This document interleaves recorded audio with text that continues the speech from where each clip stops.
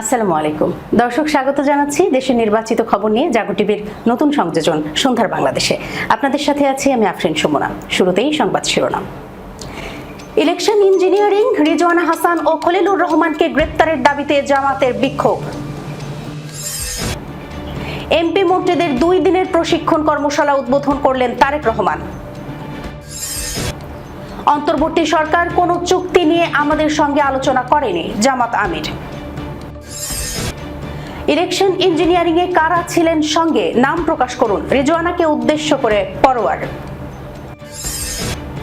হাদি হত্যার master mind বাপ্পির আয় ব্যয় সম্পদের অসঙ্গতি পেল সিআইডি। দুবাই থেকে এবার 405 যাত্রী নিয়ে ঢাকায় এলো ইউএস বাংলার দ্বিতীয় বিশেষ ফ্লাইট। সংসদের শুরুতেই সরকারকে চাপ দেবে বিরোধী দল। 3,74,00,000 ভোট পেয়েছে বিএনপি, বড় চমক জামাতের। দর্শক, শিরোনাম শুনছিলেন, এবার জানিয়ে দিচ্ছি বিস্তারিত। বিদায়ী অন্তর্বর্তী সরকারের উপদেষ্টা সৈয়দা রিজওয়ানা হাসান ও বর্তমান পররাষ্ট্রমন্ত্রী খলিলুর রহমানকে গ্রেপ্তার ও জিজ্ঞাসাবাদের দাবিতে বিক্ষোভ মিছিল করেছে বাংলাদেশ জামায়াতে ইসলামী। শুক্রবার জুমার নামাজের পর রাজধানীর বায়তুল মোকাররম জাতীয় মসজিদের উত্তর গেট থেকে এই মিছিল বের করা হয়। ঢাকা মহানগর জামায়াতে ইসলামীর উদ্যোগে আয়োজিত এই সমাবেশে প্রধান অতিথি হিসেবে উপস্থিত ছিলেন দলের সেক্রেটারি জেনারেল মিয়া গোলাম পারওয়ার। বিক্ষোভ মিছিলে অংশ নেওয়া নেতা কর্মীরা বিতর্কিত ইলেকশন ইঞ্জিনিয়ারিং এর মাধ্যমে জনগণের রায় পাল্টে দেওয়ার চেষ্টার অভিযোগে সৈয়দা রিজওয়ানা হাসান ও ডক্টর খলিলুর রহমানের শাস্তি দাবি করেন। দলীয় সূত্রে জানা গেছে, গত বৃহস্পতিবার সৈয়দা রিজওয়ানা হাসানের একটি সাক্ষাৎকার সামাজিক যোগাযোগ মাধ্যমে ছড়িয়ে পড়ার পর জামায়াতে ইসলামীর পক্ষ থেকে সংবাদ সম্মেলন করা হয়। সেখানে তাদের জিজ্ঞাসাবাদের জোরালো দাবি তোলা হয় এবং এর একদিন পরই রাজপথে এই বিক্ষোভ কর্মসূচি পালন করল দলটি। সংবাদ বিজ্ঞপ্তিতে জামাত জানায়, নির্বাচনী কারচুপির মাধ্যমে জনমতের প্রতিফলন বাধাগ্রস্ত করার অপরাধে এই 2 ব্যক্তিকে আইনের আওতায় আনা জরুরি। পরিস্থিতি মোকাবিলায় বায়তুল মোকাররম ও এর আশপাশের এলাকায় অতিরিক্ত পুলিশ মোতায়েন করা হয়েছিল। ত্রয়োদশ জাতীয় সংসদের প্রথম অধিবেশনকে সামনে রেখে নবনির্বাচিত সংসদ সদস্য ও মন্ত্রীদের জন্য বিএনপির 2 দিনের বিশেষ প্রশিক্ষণ কর্মশালার উদ্বোধন করেছেন প্রধানমন্ত্রী ও বিএনপি চেয়ারম্যান তারেক রহমান। কর্মশালার রাজধানীর গুলশানস্থ বিএনপি চেয়ারম্যানের কার্যালয়ে 6 মার্চ শুক্রবার সকালে শুরু হয়। রাষ্ট্রপতি মোহাম্মদ শাহাবুদ্দিন আগামী 12 মার্চ বেলা 11টায় ত্রয়োদশ জাতীয় সংসদের প্রথম অধিবেশন আহ্বান করেছেন। এই অধিবেশনকে কেন্দ্র করে নবনির্বাচিত জনপ্রতিনিধি ও মন্ত্রীদের জন্য এই নিবিড় প্রশিক্ষণ আয়োজন করা হয়েছে। শুক্রবার কর্মশালার 2টি সেশন অনুষ্ঠিত হবে। সকাল 10:30 থেকে দুপুর 12:30 পর্যন্ত মন্ত্রী, প্রতিমন্ত্রী ও উপদেষ্টারা অংশ নেবেন। মধ্যাহ্ন বিরতির পর দ্বিতীয় সেশন বিকেল 2:30 থেকে 4:30 পর্যন্ত অনুষ্ঠিত হবে। প্রথম দিনে অংশ নেবেন রংপুর, রাজশাহী, ঢাকা ও ফরিদপুর বিভাগের কিছু সংসদ সদস্য। দ্বিতীয় দিন 7 মার্চ একই নিয়মে সকালের সেশনে ঢাকা জেলা, ময়মনসিংহ ও ঢাকা বিভাগের এবং ফরিদপুর জেলার বাকি সংসদ সদস্যরা অংশ নেবেন। বিকেলের সেশনে উপস্থিত থাকবেন সিলেট, কুমিল্লা ও চট্টগ্রাম অঞ্চলের সংসদ সদস্যরা। বিএনপির সিনিয়র নেতারা জানান, এই প্রশিক্ষণের মাধ্যমে সংসদ সদস্যদের স্থানীয় উন্নয়ন নীতিমালার কার্যকর বাস্তবায়ন এবং সংশ্লিষ্ট মন্ত্রণালয়ের তদারকিতে গুরুত্ব দেওয়ার পরামর্শ দেওয়া হতে পারে।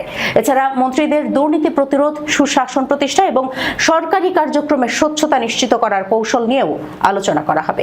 উদ্যোক্তাদের মতে এই প্রশিক্ষণ কর্মশালার লক্ষ্য নবনির্বাচিত এমপি ও মন্ত্রিসভাকে কার্যকর, জবাবদিহিমূলক এবং জনগণের প্রতি দায়িত্বশীলভাবে কাজ করতে প্রস্তুত করা। সেশনের মধ্যে অংশগ্রহণকারীরা দলীয় নীতি, সরকারি কার্যক্রম পরিচালনা এবং বিভিন্ন উন্নয়ন প্রকল্পের তদারকি বিষয়ে বিস্তারিত নির্দেশনা পাবেন। বিদেশি চুক্তি নিয়ে বাংলাদেশ জামায়াতে ইসলামীর সাথে অন্তর্বর্তী সরকার কোনো আলোচনা করেনি বলে দলীয় অবস্থান স্পষ্ট করলেন দলটির আমির ডক্টর শফিকুর রহমান। শুক্রবার 2:40 নিজের ভেরিফাইড ফেসবুক পেজের এক পোস্টে এমন মন্তব্য করেন তিনি। ফেসবুক পোস্টে তিনি বলেন, বিগত অন্তর্বর্তী সরকারের আমলে বিভিন্ন দেশের সঙ্গে সরকার কয়েকটি চুক্তি সম্পাদন করেছে, কিন্তু দুঃখজনকভাবে এই ধরনের কোনো চুক্তি নিয়ে সরকার আমাদের সঙ্গে কোনো আলোচনা করেনি। তিনি আরো বলেন, আমরা বহু বহুবার দাবি জানিয়েছিলাম যে সংসদ না থাকার কারণে সরকার বিভিন্ন জাতীয় ইস্যুতে যেভাবে রাজনৈতিক দলগুলোর সঙ্গে সংলাপ করেছে, ঠিক সেইভাবেই আন্তর্জাতিক চুক্তির মতো গুরুত্বপূর্ণ বিষয়গুলোতেও রাজনৈতিক দলগুলোর সঙ্গে আলোচনা করে সিদ্ধান্ত নেওয়া উচিত ছিল, কিন্তু তৎকালীন সরকার আমাদের সেই দাবিগুলোকে আমলে নেয়নি।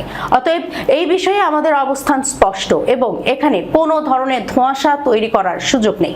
এর আগে বুধবার যুক্তরাষ্ট্রের দক্ষিণ ও মধ্য এশিয়া সহকারী পররাষ্ট্রমন্ত্রী পল কাপুরের সঙ্গে বৈঠকের পর ব্রিফিংয়ে পররাষ্ট্রমন্ত্রী খলিলুর রহমান বলেছিলেন, ইউএস ট্রেড রিপ্রেজেন্টেটিভ আমাদের প্রধান দুটি দলের প্রধানের সঙ্গে নির্বাচনের আগেই কথা বলেছেন এবং তারাও এতে সম্মতি দিয়েছিল। সুতরাং এমন না যে এইটা আমরা অন্ধকারে করেছি। অন্তর্বর্তী সরকারের সাবেক উপদেষ্টা রিজওয়ানা হাসানকে ইলেকশন ইঞ্জিনিয়ারিং এর একজন প্রত্যক্ষ রাজসাক্ষী উল্লেখ করে জামায়াতের সেক্রেটারি জেনারেল মিয়া গোলাম পরোয়ার বলেছেন, জাতীয় সংসদে বিরোধী দল জামাত ইসলাম মেইনস্ট্রিম বলতে পার্লামেন্টে মেজরিটি পেতে দেন নাই, এটাই ইলেকশন ইঞ্জিনিয়ারিং। আপনার কথাই তো প্রমাণ করে আপনারা আমাদের মেজরিটি পেতে দেননি। আপনার সঙ্গে আর কে কে ছিলেন তাদের নাম প্রকাশ করুন। শুক্রবার বাদ জুমা রাজধানীর বায়তুল মোকাররম মসজিদের সামনে বিক্ষোভ সমাবেশে এসব অভিযোগ করেন তিনি। মিয়া গোলাম পরোয়ার বলেন, ত্রয়োদশ জাতীয় সংসদ নির্বাচনে দৃশ্যত উৎসব মুখর পরিবেশে ভোটাররা ভোট দিয়েছেন। দুঃখ ও রহস্যের জন্ম দিয়েছে তখন যখন ভোট গণনা ফলাফলের প্রক্রিয়া পুরোটাই ছিল ইঞ্জিনিয়ারিং এ ভরা। দক্ষ ইঞ্জিনিয়াররা দক্ষতার সঙ্গে কাজ করেছে। 11টা পর্যন্ত জামায়াতের বিপুল বিজয়ের সম্ভাবনা ছিল, সেখানে রাত 10টার দিকে নির্বাচন সম্প্রচার বন্ধ করে দেওয়া হয়। এরপরই অল্প অল্প ভোটে জামায়াতের পরাজয়ের খবর আসে। তিনি আরো বলেন, জামায়াতের আমির ইঞ্জিনিয়ারিং এর প্রশ্নে বলেছিলেন, অতীতে দেখা যায় যারা কারচুপি করে তারা বলে আমি কলা খাইনি, ঠিক তেমনি তাদের মুখ থেকেই বেরিয়ে যাবে। রাজসাক্ষী পেয়ে গেছি আমরা। সাবেক অন্তর্বর্তী সরকারের উপদেষ্টা রিজওয়ানা হাসানকে বলছি, আপনি ব্যাখ্যা দেওয়ার চেষ্টা করেছেন মিডিয়ায়, বলেছেন উগ্রবাদী এবং তাদের মেইনস্ট্রিমে আসতে দেয় নাই। বিরোধী দলে কোনো উগ্রবাদী নেই, সংসদে কোনো উগ্রবাদী নেই, ইসলাম কোনো চরমপন্থাকে প্রশ্রয় দেয় না। আপনারা নারীবাদী হয়ে যা বলেন তার চেয়ে হাজার গুণ মর্যাদা নারীকে দেয়া হয়েছে। তিনি বলেন, আনন্দবাজারের সঙ্গে আবার বললেন, মবের শিকার হলে জামাত শিবিরকেই দায়ী থাকতে হবে। এগুলো উস্কানি। জামাত ইসলামী মবের রাজনীতি করে না। আপনার কথাই তো প্রমাণ আপনারা আমাদের মেজরিটি পেতে দেননি। আপনার সঙ্গে আর কে কে ছিলেন তাদের নাম প্রকাশ করুন। গোলাম পরোয়ার বলেন, লন্ডন কনস্পিরেন্সির হোতা ডক্টর খলিলুর রহমান, নির্দলীয় সরকারের প্রথা থাকে যে ইমিডিয়েট সরকারে তারা যোগদান করে না, কেউ করেনি। বিএনপি আপনার বিরুদ্ধে কথা বলেছে, শুধু ইচ্ছা করেই এই সরকারে যোগদান নাই। ডিপ স্টেটে যারা রয়েছেন তারাই আপনাকে পিক করেছে। আপনার সার্ভিসে তারা এত খুশি যে আগের সব দোষ ভুলে গেছে। আপনাদের সহযোগীদের নাম প্রকাশ করুন। তিনি আরো বলেন, ওই সময় আপনি এমন কিছু করেছেন যার জন্য মন্ত্রিত্বের পুরস্কার পেয়েছেন। উভয় পক্ষের প্রেম এমনি এমনি হয় নাই, গুড় খাইলে গুণ গাইতে হয়। বাম সেজে দেশকে অস্থিতিশীল করতে আন্তর্জাতিক আসনে যারা চক্রান্ত করেন তারাই মেইনস্ট্রিম কি জবাব দেবেন জানিয়ে তিনি বলেন, নির্বাচনে 170টিরও বেশি আসন আমরা পাবো, কিন্তু পরিকল্পনা করে 100 নিচে নামানো হলো। ফলাফল পত্রে টেম্পারিং করা হয়েছে, কাটাছেঁড়া করা হয়েছে। অনেক এজেন্টের কাছ থেকে ফল গণনার আগেই ফলাফল পত্রে সই নেওয়া হয়েছে। হাদি হত্যার মাস্টার মাইন্ড বাপ্পির আয় ব্যয় সম্পদের অসঙ্গতি পেল সিআইডি। ইনকিলাব মঞ্চের মুখপাত্র শহীদ শরীফ ওসমান হাদি হত্যার মাস্টার মাইন্ড যুবলীগ নেতা ও সাবেক ওয়ার্ড কাউন্সিলর তাজুল ইসলাম চৌধুরী ওরফে বাপ্পির বিরুদ্ধে 2.5 কোটি টাকা মানি লন্ডারিং এর মামলা করেছে পুলিশের অপরাধ তদন্ত বিভাগের ফিনান্সিয়াল ক্রাইম ইউনিট। শুক্রবার ঢাকা সিআইডির বিশেষ পুলিশ সুপার জসিম উদ্দিন খানের স্বাক্ষর করা এক সংবাদ বিজ্ঞপ্তিতে এই তথ্য জানানো হয়। বিজ্ঞপ্তিতে বলা হয়, ঢাকা মহানগরীর পল্লবী এলাকায় পরিবহন খাত, ফুটপাতের অস্থায়ী বাজার, গার্মেন্টসের ঝুট কাপড়, ডিশ ও ইন্টারনেট ব্যবসা নিয়ন্ত্রণ করে দীর্ঘদিন ধরে চাঁদাবাজি এবং প্রতারণার মাধ্যমে বিপুল পরিমাণ অর্থ আত্মসাতের অভিযোগে যুবলীগ নেতা ও সাবেক ওয়ার্ড কাউন্সিলর মোহাম্মদ তাজুল ইসলাম চৌধুরী ওরফে বাপ্পি সহ অজ্ঞাতনামা 6-7 জনের বিরুদ্ধে মানি লন্ডারিং এর মামলা দায়ের করেছে সিআইডির ফিনান্সিয়াল ক্রাইম ইউনিট। সিআইডির অনুসন্ধানে উঠে এসেছে, রাজধানীর পল্লবী মিরপুর এলাকার প্রভাবশালী যুবলীগ নেতা ও সাবেক ওয়ার্ড কাউন্সিলর তাজুল চৌধুরী এর আয় ব্যয়ের হিসাব এবং সম্পদ অর্জনের নানা তথ্য। অনুসন্ধান অনুযায়ী তিনি দীর্ঘদিন ধরে ইসলাম নিজেকে স্মার্ট ফ্যাশন নামে একটি পোশাক ব্যবসা প্রতিষ্ঠানের মালিক এবং বাগেরহাটের মেডেলগঞ্জে অবস্থিত Messrs Chowdhury and Khan auto bricks নামে একটি ইট ভাটার স্বত্বাধিকারী হিসেবে পরিচয় দিয়ে আসছিলেন। গত 2014 সাল থেকে 2024 সাল পর্যন্ত সময়ে তাজুল ইসলাম চৌধুরী মোট 3,63,65,355 টাকা আয় করেছেন বলে দাবি করেন। তার দেওয়া তথ্য মতে এই আয়ের উৎস হিসেবে তিনি পোশাক ব্যবসা, মাছ ব্যবসা এবং ইটভাটা পরিচালনাকে উল্লেখ করেন।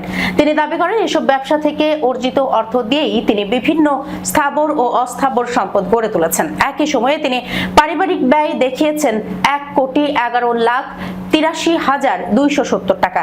সেই হিসেবে মোট আয় থেকে পারিবারিক আয় বাদ দিলে তার সম্ভাব্য সঞ্চয়ের পরিমাণ দাঁড়ায় প্রায় 2,71,73,085 টাকা। কিন্তু সিআইডি এর অনুসন্ধানে তার নামে স্থাবর ও অস্থাবর সম্পদের মোট মূল্য পাওয়া গেছে প্রায় 4,27,22,471 টাকা। অর্থাৎ তার ঘোষিত আয়ের সঙ্গে সম্পদের হিসাব মিলিয়ে দেখা যায় প্রায় 1,55,49,386 টাকার উৎস তিনি দেখাতে পারেননি। অনুসন্ধানে জানা যায় বাগেরহাট জেলার মেডেলগঞ্জে অবস্থিত Messrs Chowdhury and Khan auto bricks নামের ইট ভাটাটি নিষিদ্ধ এলাকায় স্থাপন করা হয়েছে। ইট প্রস্তুত ও ভাটা স্থাপন আইন 2013 অনুযায়ী ভাটাটি অবৈধ হওয়ার পরিবেশ অধিদপ্তর 2024 সালের 15 ডিসেম্বর এর কার্যক্রম বন্ধের জন্য নোটিশ জারি করে।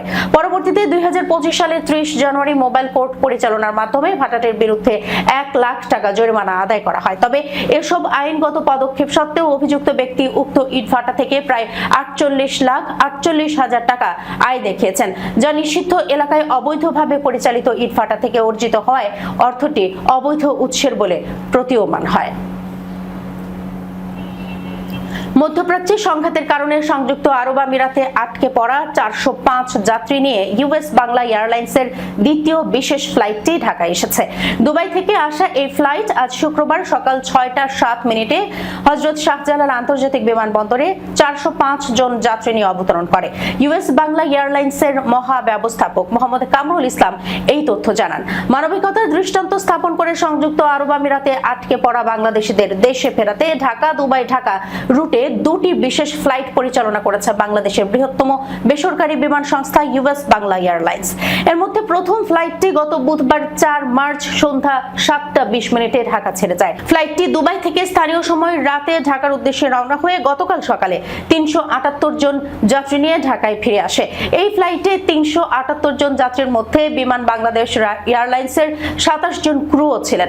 দ্বিতীয় বিশেষ ফ্লাইটটি ঢাকা থেকে গতকাল বিকেল 5:15 দুবাই রওনা হয়। ফ্লাইটটি আটকে পড়া বাংলাদেশিদের নিয়ে দুবাই থেকে স্থানীয় সময় রাত 10টায় ঢাকার উদ্দেশ্যে রওনা হয়। জানা গেছে 436 আসনের এয়ারবাস A330-300 উড়োজাহাজের মাধ্যমে ইউএস বাংলার বিশেষ দুটি ফ্লাইট পরিচালিত হয়েছে।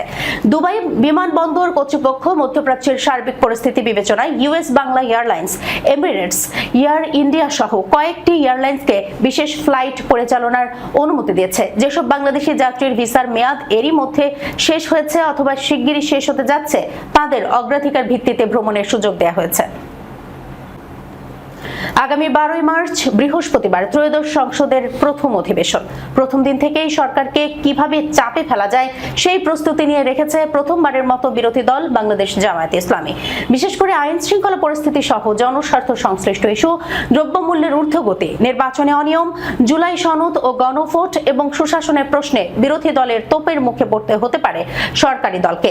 এর মধ্যে মূল ফোকাস থাকবে আইন শৃঙ্খলা, নির্বাচনে অনিয়ম এবং জুলাই সনদ ও গণভোট। রাজনৈতিক বিশ্লেষকদের মতে মন্ত্রিসভার সম্ভাব্য রদবদল এবং নতুন মুখের আগমনের খবরের মধ্যেই সংসদের এই অধিবেশন বেশ তাৎপর্যপূর্ণ। বিরোধী দল যদি ঐক্যবদ্ধভাবে চাপ সৃষ্টি করতে পারে তবে তা সরকারের নীতি নির্ধারণী সিদ্ধান্তে প্রভাব ফেলবে। সব মিলিয়ে অধিবেশনের শুরু থেকেই সংসদ প্রাণবন্ত ও কিছুটা উত্তপ্ত থাকার সম্ভাবনা দেখা যাচ্ছে। বিরোধী দলীয় নীতি নির্ধারণী সূত্র জানায়, রাজপথের পরিবর্তে সংসদ অধিবেশনের শুরু থেকেই তারা সরকারের বিভিন্ন ত্রুটি চিহ্নিত করে সরব থাকবে। এরই মধ্যে জামায়াতের সংসদ সদস্যদের নিয়ে 2 দিন ব্যাপী প্রশিক্ষণ কর্মশালা হয়েছে। গত 18 ও 19 ফেব্রুয়ারি অনুষ্ঠিত কর্মশালায় প্রথমবার নির্বাচিতদের সংসদীয় কার্যক্রম, বিল, বাজেট, স্থায়ী কমিটির কাজ সহ বিভিন্ন বিষয়ে ধারণা দেওয়া হয়। ওরিয়েন্টেশন প্রোগ্রাম শিরোনামে এই কর্মশালায় অভিজ্ঞ সাবেক আমলা, একাডেমিশিয়ান ও সাবেক সংসদ সদস্যদের মাধ্যমে এমপিদের দায়িত্ব ও বিরোধী দলের কৌশলগত ভূমিকা কেমন হবে তা তুলে ধরা হয়। দর্শক, এই ছিল এখনকার মতো সন্ধ্যার বাংলাদেশে। যাবার আগে সংবাদ শিরোনামগুলো জানাবো আরো একবার। ইলেকশন ইঞ্জিনিয়ারিং, রিজওয়ানা হাসান ও খলিলুর রহমানকে গ্রেপ্তারের দাবিতে জামাতের বিক্ষোভ। এমপি মন্ত্রীদের 2 দিনের প্রশিক্ষণ কর্মশালা উদ্বোধন করলেন তারেক রহমান। অন্তর্বর্তী সরকার কোনো চুক্তি নিয়ে আমাদের সঙ্গে আলোচনা করেনি, জামাত আমির। ইলেকশন ইঞ্জিনিয়ারিং এ কারা ছিলেন সঙ্গে, নাম প্রকাশ করুন, রিজওয়ানাকে উদ্দেশ্য করে পরোয়ার। হাদি হত্যার মাস্টারমাইন্ড বাপ্পির আয় ব্যয় সম্পদের অসঙ্গতি পেল সিআইডি। দুবাই থেকে এবার 405 যাত্রী নিয়ে ঢাকায় এলো ইউএস বাংলার দ্বিতীয় বিশেষ ফ্লাইট। সংসদের শুরুতেই সরকারকে চাপ দেবে বিরোধী দল। 3,74,00,000 ভোট পেয়েছে বিএনপি, বড় চমক জামাতের। এখনকার মতো এই পর্যন্তই। এতক্ষণ পর্যন্ত যারা সঙ্গে ছিলেন সবাইকে ধন্যবাদ। আল্লাহ হাফেজ।